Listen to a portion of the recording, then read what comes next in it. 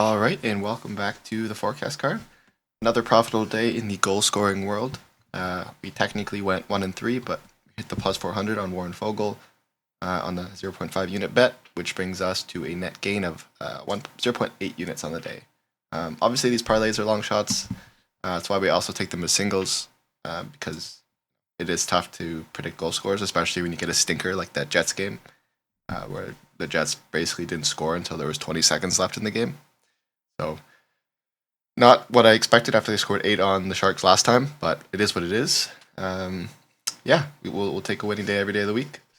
All right, heading on to the first goal scorer, we have Mikko Rantanen. So he's only been with the Hurricanes for about 7 games, so we don't have a massive sample size.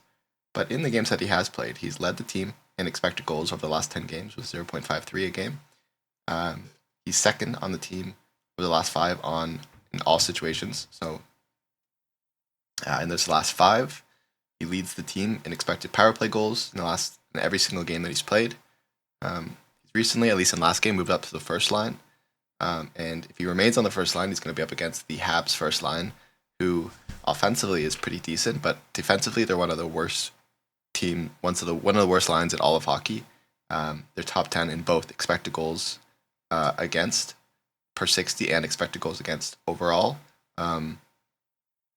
That's just the natural case of this Habs team. Habs, they take the 4th most penalties in all of hockey with 230. Canes are coming off a bad loss to the Leafs. I'm expecting them to show up here in front of the typical arena where players typically say they love to play the most, which is in Montreal, and so I do think they're going to come motivated for this game. Habs are currently ranked 3rd in expected goals against of any team in the NHL right now with 3.44 per 60.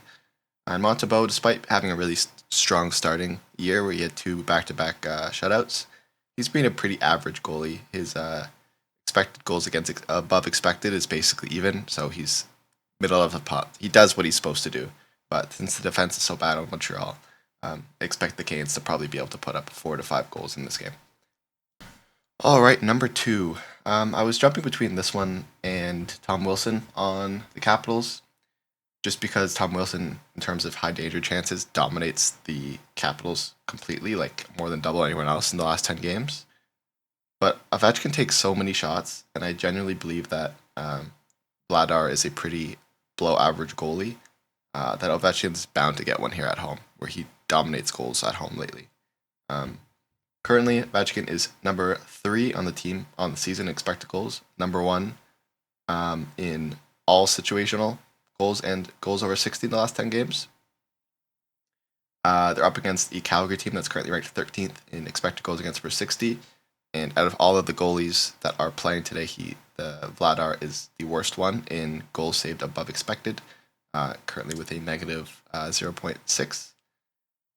Capitals, in terms of statistical odds the books are giving us, they have the Capitals having the best odds out of any team to score over 3.5 goals today. So I do expect them to find some success. Flames, they're top 3 in penalties this year with 231 and number 1 over the last 10 games with 43.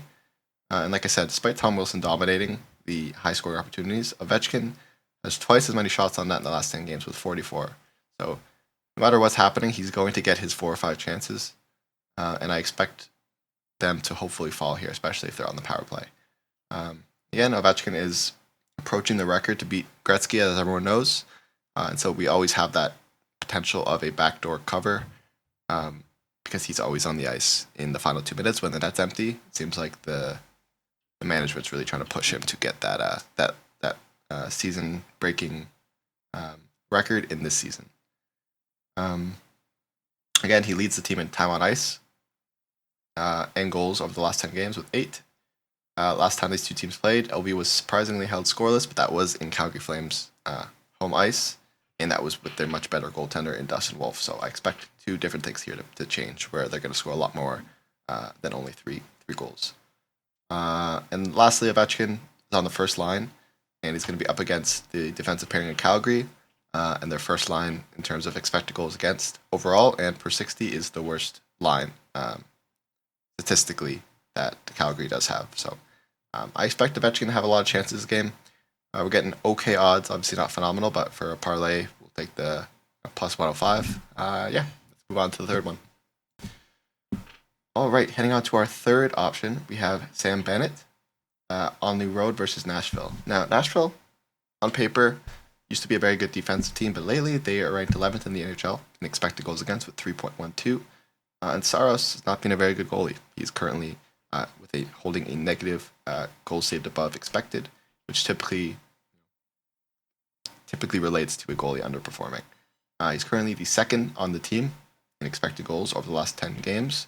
Number one behind Tkachuk, and I don't expect Tkachuk to play due to his injury from the Four Nations.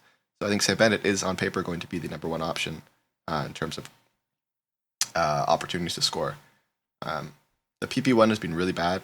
They didn't do much last game, and it is possible Sam Bennett could get the bump here to the first power play like he has in the past, especially with how he's been performing and without Matthew Tkachuk being there. So we will see what happens there.